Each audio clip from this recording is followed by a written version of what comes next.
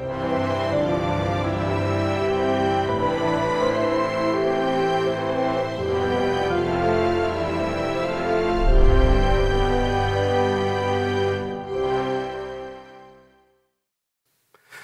우리가 살고 있는 현실은 어떤지요? 많은 풍요가 있지만 그 가운데 빈곤함이 있습니다. 물질적으로 풍요함을 누리지만 영적으로는 아주 빈곤한 그런 삶을 살아가죠. 가치 기준이 파괴가 되고 옳은 것이 오히려 옳지 않은 것처럼 느껴지게 되고 그렇게 보이는 세상이 돼가고 있습니다. 이런 세상에 우리 믿음의 성도들은 어떻게 삶을 살아야 될까요? 오늘 주님은 우리에게 이렇게 말씀하고 계십니다. 너희가 이 시기를 알거니와 자다가 깰 때가 벌써 되었나니 밤이 깊고 낮이 가까웠으니 우리가 어둠의 일을 벗고 빛의 갑옷을 입자 그러시면서 오직 주 예수 그리스도로 옷 입고 정욕을 위하여 육신의 일을 도모하지 말라 그렇게 말씀하고 있죠. 자다가 깰 때가 됐다 그렇게 말씀합니다. 이제는 더 이상 자면 안 되고 일어나야 된다 이런 말씀이죠. 사회학자이며 또 신학자인 토니 캄폴로는 이런 말을 했습니다. 모든 인간 죽을 때 자기가 못다 이룬 업적 때문에 후회하지 않는다. 단지 바르게 살지 못한 것을 후회하면서 죽는다. 그러면서 말하죠. 자기가 죽는 걸 많이 봤는데, 임종을 많이 봤는데 돈 좀 더 벌어야 되겠는데, 명예를 더 많이 얻어야 되겠는데, 권세를 더 많이 얻어야겠는데, 그리고 자기의 삶을 후회한 사람은 없다는 거예요. 그들의 후회는 좀 더 바른 삶을 살 걸, 좀 더 사랑하며 살 걸, 좀 더 나누며 살 걸 하는 아쉬움을 가지고 세상을 떠난다는 거죠. 그런데 여러분, 죽음 앞에서 후회한들 무슨 소용이 있겠습니까? 죽음 앞에서 내가 이럴 걸 저럴 걸 라고 후회한다고 무슨 소용이 있겠어요? 오늘을 잘 살아야 되죠. 오늘을 잘 사는 사람이 정말로 지혜로운 사람. 후회 없는 인생을 위해서는 우리가 마지막이 있음을 알고 준비를 잘하는 삶이죠. 준비를 하는 삶, 언젠가 끝이 있다는 것을 기억하고 사는 삶을 신학적으로 얘기한다면 종말론적인 삶을 살아가는 거예요. 종말론적인 삶이 뭘까요? 우리는 다 죽음을 맞이한다. 개인의 죽음이 있다는 것을 인식하고 사는 거예요. 개인의 죽음뿐만 아니라 역사의 끝이 있습니다. 세상 끝이 있습니다. 역사의 종말을 인식하고 사는 삶이 종말론적인 삶이에요. 우리가 먼저 주님 오시기 전에 세상 떠나게 되면 개인의 종말 맞겠죠. 그러나 주님이 오시는 것을 내가 본다면 역사의 종말을 볼 거예요. 언제건 틀림없는 것은, 공통적인 것은 개인의 종말이든 역사의 종말이든 그 때와 장소를 알지 못한다는 거예요. 그 때를 안다면 우리가 그 때를 잘 준비하겠죠. 그런데 사람들은 그 때를 막연하다고 생각해요. 그게 놓쳐버립니다. 그런데 분명한 것은 인생은 누구나 종말을 맞이해요. 역사도 종말을 맞이합니다. 어떤 인생도 종말을 맞이하지 않은 인생이 없고 어떤 세상도 끝이 없는 세상이 없습니다. 그런데 문제는 그 종말을 깨닫지 못하고 산다는 거죠. 무뎌지는 거예요. 날마다 또 다른 날을 만나니까 그저 막연하다고 생각해서 착각하며 삽니다. 영원히 계속될 것처럼. 그러나 개인의 종말이 있고 역사의 종말이 있습니다. 주님 재림을 잊고 살아요. 심지어는 믿음의 사람인데도 영적인 삶을 놓쳐버릴 때 종말을 잊어버려요. 그래서 마음대로 삽니다. 불신자만이 아니라 믿음의 사람도 그렇게 속고 살아가는 거죠. 그래서 자다가 깰 때가 됐다라고 하는 것을 말씀하는 거죠.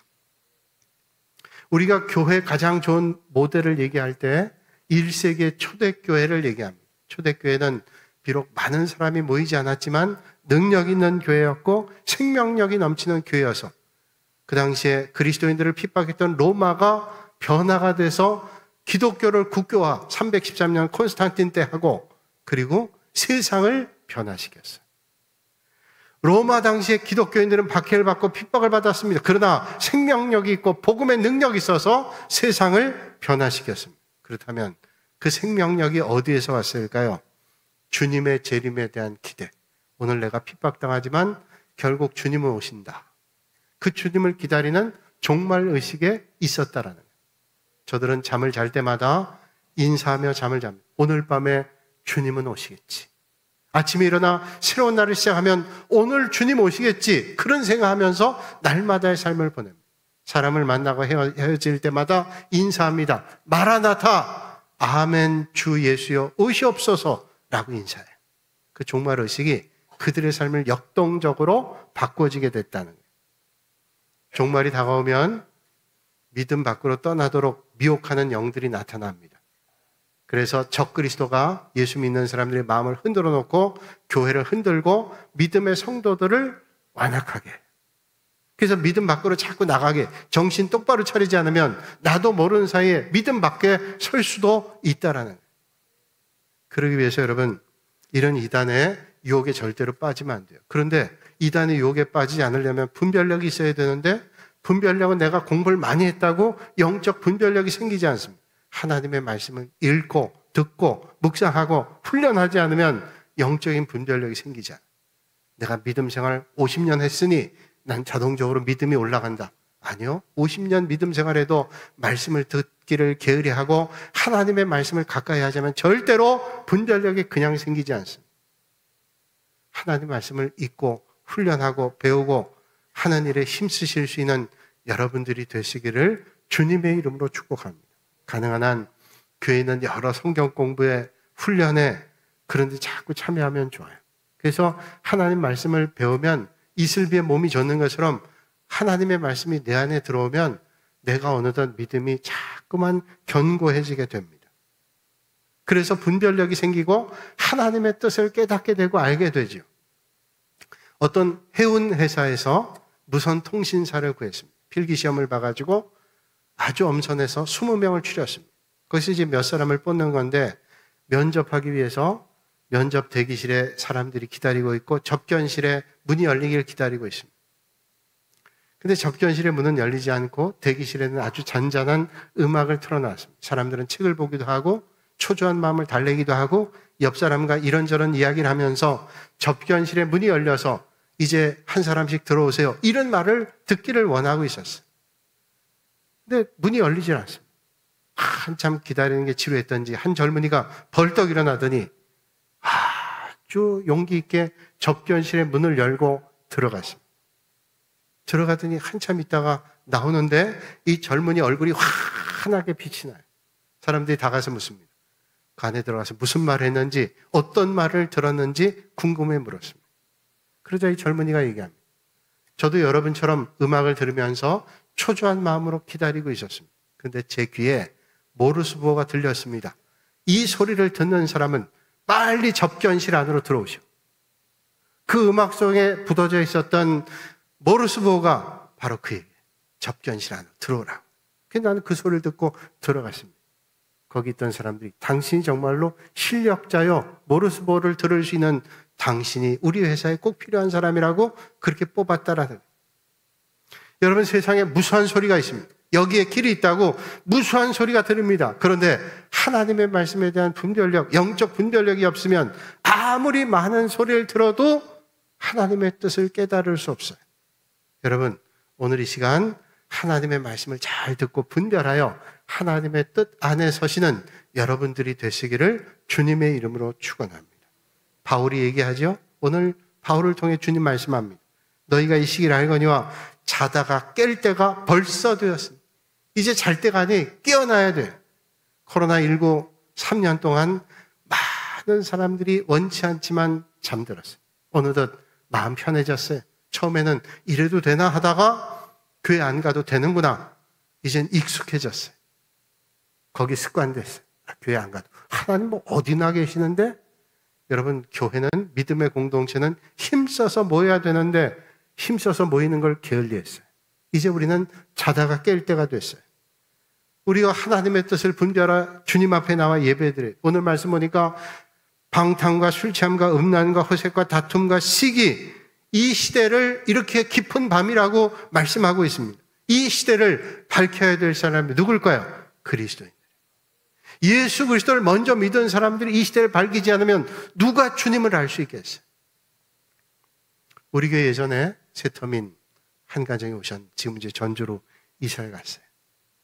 그분을 통해서 이제 북녘 땅에서 사역하는 조선족이죠. 전도사님인데 그분 성함 제가 얘기하지 않을게요. 방송 나가면 안 되니까. 그 전도사님이 탈북자들을 대상으로 선교했어요. 그래서 우리 교회에서 몇 년 동안 도왔습니다. 근데 탈북민들 대상으로 이제 전도를 해요. 근데 그 전사님 말씀하시는 늘 탈북민에게 얘기하기를 여러분들은 하나님의 은혜로 북녘 땅을 벗어나서 예수님을 만나게 됐어요. 얼마나 큰 은혜인지 모릅니다. 그러면 여러분들이 그렇게 된 은혜를 기억하면서 여러분들의 사명을 발견해야 되는데 그 사명이 여러분 뭔지는 아세요? 다시 복음을 들고 북쪽 땅으로 들어가셔야 돼요. 탈북했는데 북쪽 땅으로 또 들어가서 복음 전해야 된다는 거예요. 여러분 이거는 청천벽력 아니에요. 내가 거기가 싫어서 도망 나왔는데 또 들어가라고? 근데 그 선교 전사님 말씀 맞아요. 우리가 예수 믿고 구원 받았으면 전해야 되는데 내가 그저 예수 믿고 잘 됐다. 그래서 세상에 누리는 복 다 누리고 사는 것이 하나님이 내게 주신 사명일까? 아니라 들어가라는. 참 아주 신선한 말이기는 했지만 야, 그 말씀을 듣고 어떻게 들어갈까? 전 생각했어요. 그런데 이번 휴일 중에 텔레비전 돌리다가 이제 만나러 갑시다. 이런 프로 있잖아요. 아주 재밌어요. 그 이제 만나러 갑시다. 보면 감동도 많이 받는데 거기 한 탈북자 청년이 있는데 이 청년이 북에서 나왔어요. 중국에 갔는데 중국에서 어떤 목사님 통해서 예수님 영접했어요. 믿음이 생겼어요. 그리고 이 사람이 다시 북쪽으로 들어갔어요. 거기 있던 많은 스태프들이 출연자들이 놀래요. 아니 거길 왜 들어갔냐? 내가 살아가는 이유가 복음을 만나고 주님을 전하는 건데 북녘 땅에 있는 동포들이 도저히 마음속에 떠나지 않는데 그래서 또 들어갔대요. 또 들어가서 고초를 겪고 또 나왔어요. 여러분 이게 사명자의 삶이죠. 예수 믿는 사람들은 그런 사명을 가지고 있어요. 여러분 오늘 이 아침에 한 사람 한 사람이 예수 믿고 우리가 구원받고 많은 은혜와 복을 받았어요. 그럴 끝이 아니라 하나님이 베푸르신 은혜와 복을 나누실 수 있는 정말로 복 있는 삶이 되시기를 주님의 이름으로 축원합니다. 그래서 오늘 대변자라 그러죠. 미국에 어떤 농부가 한 사람이 있는데 수십 년 동안 경마권 샀어요. 마권 샀어요. 그래서 당첨되길 기다리는데 수십 년 샀지만 한 번도 당첨이 안 됐어요. 그냥 거의 습관적으로 경마표 샀습니다. 그걸 발표하는 날까지는 마음이 흡족하다 그런 위로였죠. 그러던 중에 한 번은 경마표가 당첨이 됐는데 한두 푼이 아니라 200만 달러. 그 당시에 27억. 지금 따지면 27억이지만 그 옛날에 200만 달러는 훨씬 가치가 컸습니다. 당첨됐어요. 그런데 그 당시 마사에는 지혜가 있었는지 모르겠지만 당첨된 1등을 금방 발표하지 않고 조사람, 어떤 사람이 과연 1등 됐을까 조사하고 지혜롭게 전달했대요. 왜냐하면 그거 놀래가지고 심장마비 걸리면 죽잖아요. 그럼 행운이 불행되니까 그런 아마 전례가 있었던 거예요. 그래서 가만 조사해보니까 어떤 마을의 농부에 가난한 농부인데 가톨릭 교회를 다니는 신자다 하는 게 알려졌어요. 그래서 이제 지혜를 짜내 어떻게 하면 전달할까 하다가 그러면 그분이 가톨릭 신자니까 그 교구에 신부님께 전달하면 신부님께서 지혜롭게 그 사실 알려주면 심장마비 걸리지 않겠다. 그렇게 해서 알려주기로 했습니다. 신부님이 그 사람 이제 떠보기에 갔어요. 요번에 경마표 샀냐고 물어봤더니 그 농부가 아이 샀죠. 당첨됐냐고 그랬더니 아예 당첨 안 돼요. 그거는 제가 그냥 습관적으로 사는 거지 당첨될 리가 없어요. 그러니까 신부님 다시 묻습니다. 그래도 혹시 될 수 있으니 요번에 200만 달러 다면 어떻게 될 거냐 그랬더니 아유 신부님 내가 그냥 사는 거지 될 리가 없어요. 신부님 다시 물었다. 그래도 혹시 모르지 않냐고 요번에 200만 달러가 되면 어떻게 하겠냐 그랬더니 아이 짜증나서 일하는데 자꾸 신부님 와서 200만 달러 얘기하니까 짜증이 나서 얘기를 했답니다. 그러면 200만 달러 받으면 100만 달러는 신부님 드리고 100만 달러는 차차 생각하죠. 그러는데 신부님이 죽었어요. 놀래가지고. 여러분 뭘 얘기할까요? 이 신부님은 대변자에 가서 200만 달러를 땄다. 이거 얘기해줘야 돼요. 그런데 가서 전하고 놀래서 세상 떠나. 그러면 사명을 잘 감당 못하는 거죠. 여러분 오늘 우리가 이 땅에 살아서 믿음의 길 걷죠. 우리가 예수 믿고 하나님 베풀으시는 은혜를 많이 받았어요. 그 사명이 우리에게 있어요. 예수 믿지 않는 사람들에게 전해야 돼요. 계속 자고 있으면 안 돼요. 자다가 깰 때가 벌써 됐다고 주님 말씀합니다. 그러면 어떻게 이런 사명을 감당할 수 있을까요? 그런 사명을 감당하기 위해서는 그런 감당할 수 있는 능력이 있어야 되죠. 그 능력은 어떤 훈련으로 가능할까요? 그리스도로 충만해야 충만한 게 나올 수 있어요. 옛날에 일제강점하 때 최권능이라는 목사님, 최봉성이라는 목사님은 일제 형사에게 끌려가서 고문당할 때 저들이 때리면 첫마디가 예수, 또 때리면 천당, 이렇게 말이 나. 그래서 예수 천당 자꾸 외치니까 일본 순사가 화가 나가지고 너는 왜 때리는데 고통에 신음소리 나지 않고 예수 천당 얘기하니까 하냐고 그러니까 최권능 목사님 말씀하시기를 내 안에 가득 찬 게 튀어져 나오는 것 뿐입니다. 예수 천당. 여러분, 어떻게 우리가 능력 있게 복음 전할 수 있을까요? 예수님의 능력이 내 안에 들어와야죠. 그리스도로 충만해져야 능력으로 복음을 전할 수 있어요. 에베소서 6장 11절에 말씀합니다. 마귀의 관계를 능히 대적하기 위하여 하나님의 전신갑주를 이기라. 전신갑주를 입으라는. 마귀의 괴계를 능히 이겨낼 수 있기 위해서는 뭐예요? 하나님의 전신갑주를 입지 않으면 안 돼요. 왜 그럴까요? 에베소 6장 12절에 계속 말씀하시기를 우리의 싸움은 혈과 육을 상대하는 싸움이 아니라 어떤 싸움이에요? 하늘의 악한 세력과 싸우는 영적 싸움. 그러니까 영적 싸움에 이기려고 하면 칼과 무기를 준비하는 게 아니라 예수 그리스도로 하나님의 전신갑주를 덧입지 않고는 이길 수 없다는 거예요. 그래서 에베소 6장 14절 이하에 말씀하죠. 어떻게 우리는 무장해야 되냐? 진리로 허리띠를 띠고 의의 호심경 붙이고 복음의 신을 신고 믿음의 방패를 가지고 구원의 투구와 성령의 검을 가지고 하나님의 말씀 가지고 무장해야 된다.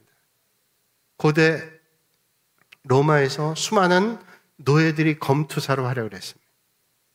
이 검투사들이 살아남기 위해서는 그 검투에서 이겨야만 살아날 수 있어요. 그래서 그들은 뼈를 깎는 훈련을 합니다. 쉬는 시간이 주어져도 그들은 투구를 그리고 갑옷을 점검하고 칼날을 날카롭게 합니다. 싸워서 이겨야 돼요. 만약에 싸워서 이기면 그들에게 자유가 주어져요. 죽게 되면 죽음으로 끝나지만 자유가 주어지기 때문에. 그래서 그 희망을 가지고 애를 쓰는 거예요. 오늘 우리는 어떻습니까? 우리는 예수 그리스도를 믿음으로 영원한 생명을 얻게 됐는데 너무 쉽게 주어진 것처럼 생각이 돼서 안일하게 살아가요. 사명은 잊어버리고 누리는 것으로 끝나지요. 그것은 우리의 직무를 유기하는 거죠. 여러 해 전에 서울의 서초구에 임시 우편 집배원이 우편물 30kg를 파지로 팔았어요. 이유는 뭐냐? 자기 할 일도 있고 바쁜데 30kg 되는 우편물을 다 보내기가 불편했던 거예요. 그래서 그냥 파지로 팔아 넘겼어요.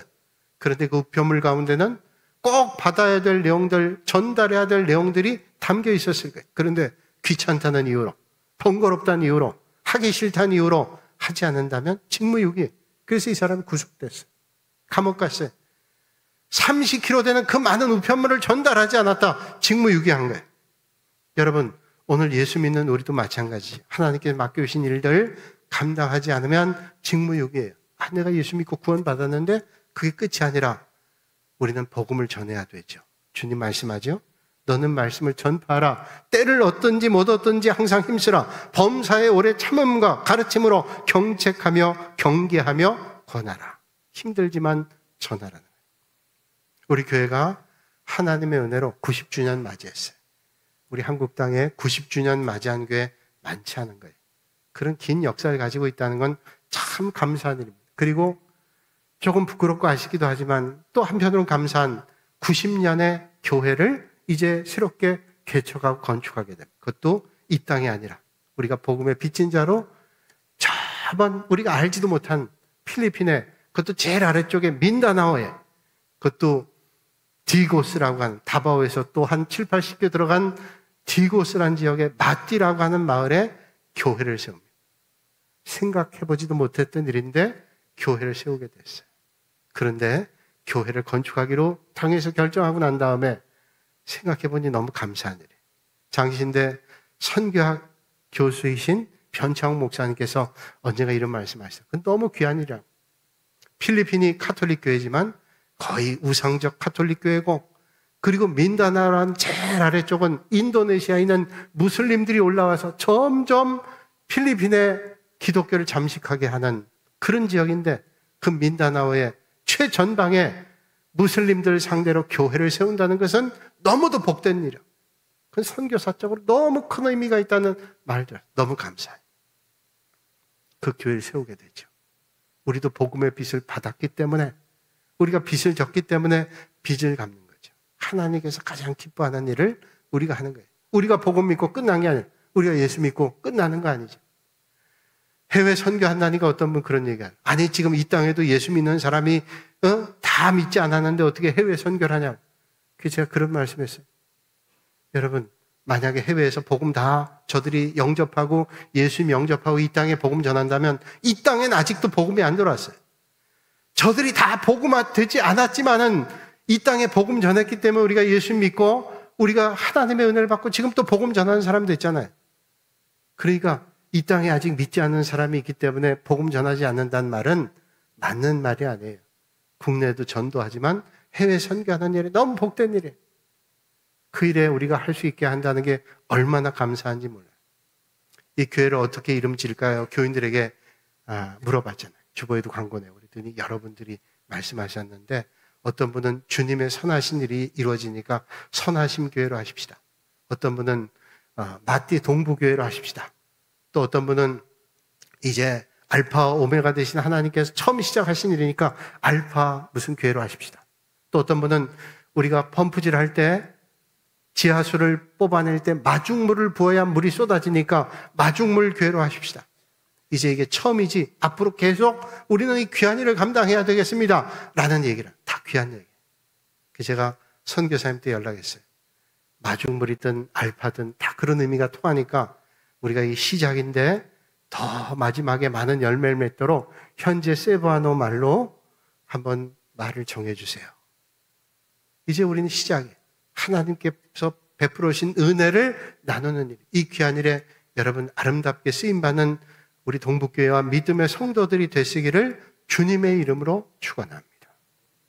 여러분, 물고기는 눈을 뜨고 잔다 그러죠. 물고기는 눈을 감는 법이 없습니다. 죽을 때도 물고기는 눈을 뜬대요. 이게 생태학적으로 그렇다고 그러죠. 그런데 여러분, 그리스도인들이 머물고 예배드리는 곳에 물고기 표시랍니다. 그 안에 익투스라고 쓰죠. 예수 그리스도스는 우리의 구원자이시다, 하나님의 아들이시다, 이런 뜻을 가지고 있어요. 옛날에 로마의 많은 그리스도인들이 박해를 받을 때 로마 병사들을 피해서 가서 예배드린 것이 카타콤베라고 하는 무덤입니다. 로마에 한 130km 이상 무덤이 있어요. 땅속에. 거기 들어가서 예배를 드렸어요. 예배드리고 그들은 벽에다가 물고기 그림을 그립니다. 예수 그리스도는 하나님의 아들이고 우리의 구원자다, 그런 표시래요. 여기서 예배를 드렸다, 그런 표시죠. 그러면 냄새난 무덤에서 예배를 드리면서도 격려받고 위로를 받아요. 그런데 왜 하필이면 물고기를 그렸을까? 어떤 신학자는 말하기를 물고기는 눈을 뜨고 있다는 거예요. 믿음의 성도들이 박해를 받지만 지금 자다가 깰 때가 되었으니 힘을 내자라고 말씀한다는 거예요. 여러분, 오늘 우리가 입술로만 그리스도를 전할 수 없어요. 세상의 대변자들은 입술로만 전하면 돼요. 그러나 믿음의 성도들은 행함과 진실함을 하라고 주님 말씀하고 있습니다. 독일의 히틀러가 독일을 지배할 때 국민의 90%가 크리스찬이었습니다. 러시아가 공산화될 때 국민의 75%가 크리스찬이었습니다. 우리나라의 크리스찬이 20에서 25%라고 얘기합니다. 특별히 군사는 예수 믿는 사람이 30%가 넘는다고 얘기합니다. 그런데 숫자가 많은 게 전부가 아니라 어떤 삶을 사는 크리스찬인가, 어떤 영향력을 전하는 크리스찬인가가 중요하죠. 소돔과 고모라는 의인 10사람이 없어서 망했습니다. 의인 10사람. 오늘 주님께서 우리에게 말씀하시죠. 내가 그리스도를 본받는 자 된 것 같이 너희는 나를 본받는 자가 되라. 바울의 고백. 그리스도를 본받는 자 된 것처럼 나를 본받는 자가 되라. 사도 바울의 고백이 저와 여러분들의 고백이 되시기를 주님의 이름으로 축원합니다.